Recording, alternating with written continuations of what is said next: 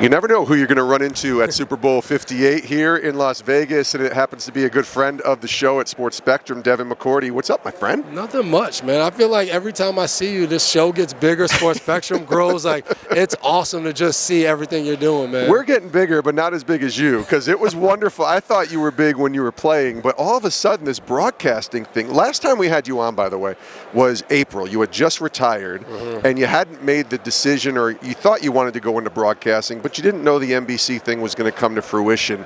So let's go back a little bit, because it was awesome watching you on Sunday night, listening to you doing radio calls, watching your brother flourish. I mean, this is the McCourty brothers being together forever, and all of a sudden you both are into this broadcasting space. Tell me about that transition, what that was like for you over the summer to say yes to broadcasting, and then how this season went for you. Man, Jay, it was just crazy from the standpoint of the season ends. And I had told the guys during the year, like, you know, you're trying to get everybody motivated. I'm like, I'm 80% sure I'm done. This is my last year. Yeah. And then, like, the season ends and you're trying to make that decision. And ultimately, I was sitting there and I'm watching my brother day in and day out doing what he's doing. So I remember one day I texted and I was like, hey, like, really, like, how you doing? Because I think that's important. Like, when you get older and you see guys are retiring, just checking in. And he was like, I really love everything I'm doing. It seems that way too, which is good. So I'm watching, I'm like, yo, he's like, this is, so now I finished year 13, I'm like, I'm over here debating if I want to do broadcasting or go back and play in the NFL. Like, that's a sign, like, it's over with. So that period you're talking about, I was hoping, I'm like, who's going to hire me? I've done all this media stuff, they keep telling me I'm good, and it's like, 2 months go by and I don't hear anything, and my wife's looking at me because I'm kind of miserable to be around at the house because I don't know what's happening, what's going to go next. Yeah. And then NBC calls, and the year felt like it went by like this. Like, it was just snap of the fingers. The year was over, but it was just awesome. I think the biggest thing, I think, for me, that transition was I went from the locker room to a new locker room at NBC, and the team, everybody there. Chris Sims is a guy that I've known since I was in high school. Yep. So being there with him, familiar face, and everybody, producers, like, everybody behind the scenes that make shows work. We spend 8 hours, 10 hours a day watching all of the games together. Fans of the Jets, the Giants, like, everybody's in there. We're talking trash to each other. We're arguing. So for me, it turned into one day a week. I go in the studio and I get to just hang with my friends, and that's probably been the best part. That's awesome. It was great to watch you kind of grow too, because it's not easy. No. When you're a rookie broadcaster, I mean, our friends in the business that both of us know and have talked to have always said, you're not just a football player that happens to be a broadcaster. Like, you're a broadcaster now. You got to fully jump in. And you got to jump in, and you got to learn just like anything else. The terminology I had to learn alone. I was like, first meeting they was like, hey, we'll give you a pack here, and I was like, a pack? A pack of what? Like, oh, that's just video. Yeah. Say video then. Say video, I know. Like, all of these, like, different lingo to, like, A block, B block, C block, all that stuff, right? Yeah, that's good. What about from a faith perspective, just growing in the Lord now that you're not playing anymore? Because that transition, even though you, like you said, able to go into broadcasting, able to find a new locker room, a new team, it still doesn't replicate the NFL experience of being a player for so many years like you were. But from a faith perspective, staying close to the Lord, making sure, because when you're playing, there's, team chaplains, there's Bible studies, it's all intentional stuff. Now, broadcasting, you're kind of, even though that's there, you're kind of on your own to stay close to the Lord. Your schedule used to be so regimented. Yeah. Like, this phone and my calendar is how me and my wife know what we can and can't. Like, we'll talk about some of the, did you put it in the calendar? Well, I don't know if you don't put it in the calendar. Like, that, it was so regimented, and I would say that's probably been the biggest transition, the biggest hole to try to fill. Yeah. New England played the Giants this year, and I went and got to go in on Chapel, and, like, being back in that space made me realize how much I missed every Saturday, knowing, like, that was church for us. Yeah. Like, we're playing on Sunday, we would get to go to chapel, and it would be a series all season long. Like, we're in, and we have a chaplain who's devoting his time to create this series to push us on knowing us personally, knowing what we need to grow in. And now, like, that's all on my own. That's my private time in the morning. That's me locking in and doing different things. That's me reaching out to Matthew Slater. That's me, like all of these different things. Like, Slate, how you doing? Let's talk about this. Like, I have to be so intentional of going and now finding it and getting it. And you don't realize, like, when guys are in the NFL, we're like, oh, we know how hard it is to follow your faith and to do it. And, like, the truth of the matter is, it was kind of easy doing it that way. Like, you had all of these things that you were doing, and now, like, it's still hard for me to go to church on Sunday. Like, they pick me up at 10:45. I'm in studio. I get home at midnight.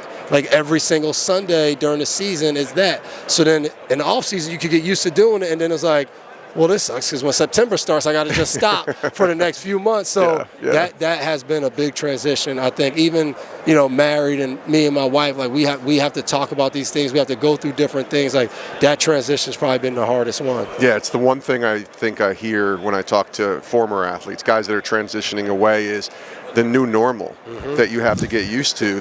The finding the new community, finding the people that you're going to do life with.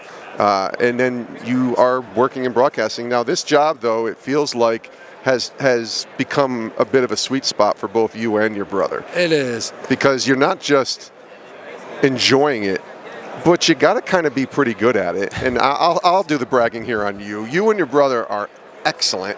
The AFC Championship game on the radio that you guys got to do, I listened to a good portion of that, and it was awesome to hear both of you guys and just know, like, God has kind of brought you into this next phase, and it feels like you're in the right place. And I think that's the coolest thing. 5 years ago, we're still playing, we're talking.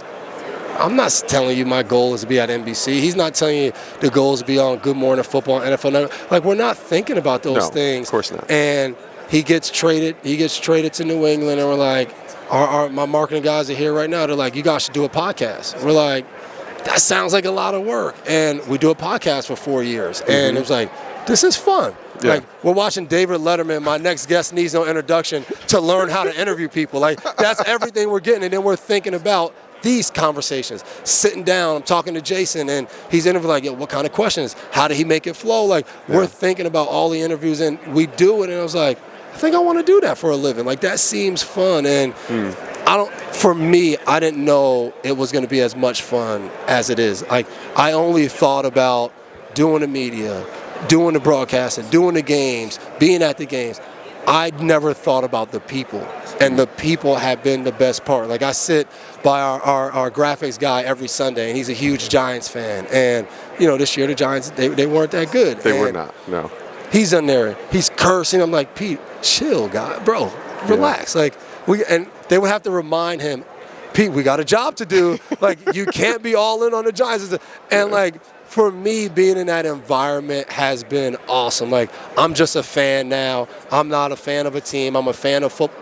I have a little bias towards the Patriots. You should the be. People. You should be. But, like, I just enjoy everybody's like, who are you rooting for? I'm not rooting for anybody in the Super Bowl. Just want I want to see a good game. Because you're in the media now, you have to give what you think who's going to win. Like, everybody's going to ask you that. But, like, I've just thoroughly enjoyed it. And I think that's the best compliment I've gotten from people when they come up to me and they're like, man, you look like you're just having fun. And, like, that's what it is. I have fun with the people I work with talking about football. Are you doing anything Super Bowl Sunday media-wise, or are you able to just sit home and watch the game? I'll be here at the game with Westwood One. Me and Scott Graham we'll get to know each other well. Pre-game show, halftime show, post-game show. Nice. We'll be on. I asked you that because I want to make sure people, if they're tuning in, they're on Sirius XM, they're looking for the radio broadcast or whatever, that's you doing the pre, the halftime, and the post, and your brother's doing some CBS pregame. CBS pregame on television. Yeah, I think the main pregame with CBS, the Nate Burlesons, the Phil Simms, JB. Those got JB. Yeah. I think they're going to be at the Bellagio, and then they're going to have to come over to the stadium. Yeah, they need a break somewhere. When they come over, you're going to see Jason, Iron Eagle, Charles Day, Matt Ryan, those guys will be on there. And for him, I think for both of us, being here, he retired 2 years ago. I retired back in March. And Westwood One is like, hey, we want you to come do Super Bowl. I'm like, you want me on air at the Super Bowl? Like, say nothing. I was like, I'll be there. You wouldn't even have to pay me. My wife wants to see Usher. Can you give me a ticket to the game, too? Yeah, we'll get you a ticket. I was like, I'm there. So Oh, wow. I'm saying, so it's been Good deal. It's been phenomenal being here and getting to catch up with so many different former players. Yeah. Seeing all the different people. I see Radio Row every year that I've gone to Super Bowl. So it's been a time. Man. Yeah, this is awesome. Well, as we wind down, what's the lesson God's showing you now? Because you're post-retirement. You know, we ask this question to our guests here on Sports Spectrum. What's God teaching you as we talk to you today in February 2024? We got another half an hour. I might have said this before, but it's patience, man. And patience with my kids have been awesome. I get to be there a lot with my wife. The patience of we're not meant to be in the house for hours together. No. We're just not. Like, she's the captain at home. I'm the 12-year captain on New England. So I get back in there and I'm like, why are we doing this like this? Like, we needed it. She's like, you're not.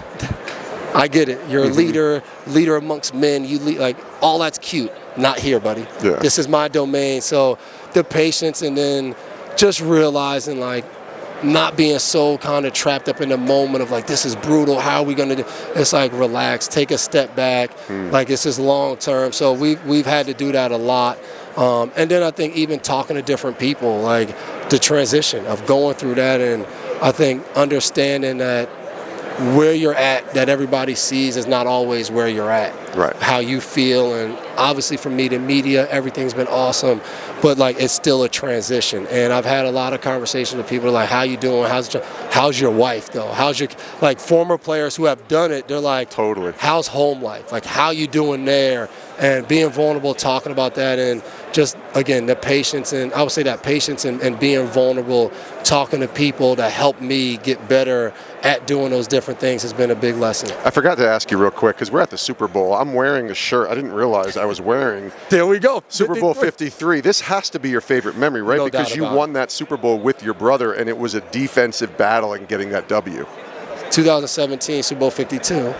41, not a good 41 memory. Points Yeah. to the Eagles. Like, yeah. We lost the game because of defense. Tom Brady, Super Bowl record, 505 yards pass, up and down the field. And you couldn't stop Nick Foles. So to get back there and you go against Sean McVay, who everybody who's ever coached for Sean McVay is a head coach somewhere right now, and how awesome he is as a coach. It's like, no matter what in his career, everyone will always talk about, well, they lost in New England at Super Bowl. They only scored 3 points. It was phenomenal. And I would say, my brother always explained his time playing and going to see me in the Super Bowl as like the kid who's outside the house Christmas morning, and he's looking in. He's like, man, that looks so dope. I wish I was there. But he's seeing the perfect family, and he wish he was there.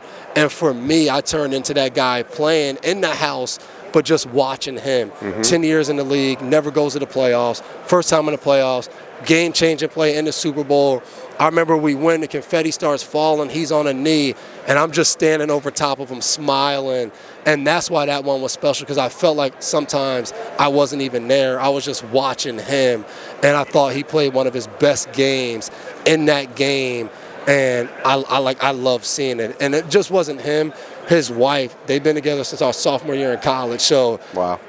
He packs up his Ultima Coupe to drive to Tennessee. She doesn't know if he's going to make the team, 6th-round draft pick. Then a year and a half later, she moves to Tennessee. Like, all of the ups and downs that they had, I got to see them celebrate that together. It was phenomenal. Yeah, it was such a great experience, and we met, I believe it was like a couple weeks after that at PAO when we had you and your bro on. So it was a cool experience. We were there with our kids and everything. Oh, you had the whole crew was there. Yep. I don't remember where that was. I'm trying to remember. Maybe Arizona? I think that was at Tucson. Yep. Tucson. Yeah, that's funny. It was freezing. Yeah, it was cold there. So it's not cold right now. We got baptized.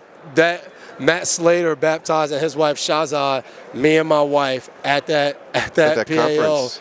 And it was like 35 degrees at night. But you did it. And got baptized, and it was in the room shaking. Like it was. That's when you know the Holy Spirit's working. No doubt about it. When you're going to say yes to go get baptized in 40-degree weather. And I felt bad because we knew we were going to do it, and I was like, Slate, can you baptize us? That means you got to get changed and get in the cold water. Yeah.